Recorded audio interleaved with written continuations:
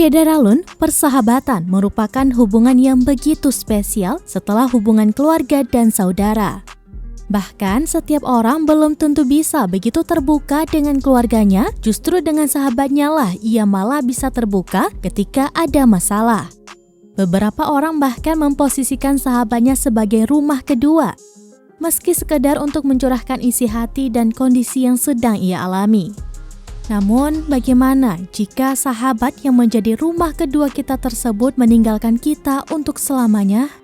Hal tersebut dialami oleh wanita ini. Ia membagikan kisah dalam unggahan akun TikTok miliknya, @sincha. Dalam video yang ia unggah diketahui dulunya, ia diajak oleh sahabatnya untuk menjadi guru taman kanak-kanak atau TK. Namun ia menolak karena alasan tak suka menjadi seorang guru. Tidak lama, tepatnya pada tahun 2016, sahabatnya itu meninggalkan dunia untuk selamanya. Ajakan yang awalnya ia tolak, kini dilakukannya demi sahabatnya.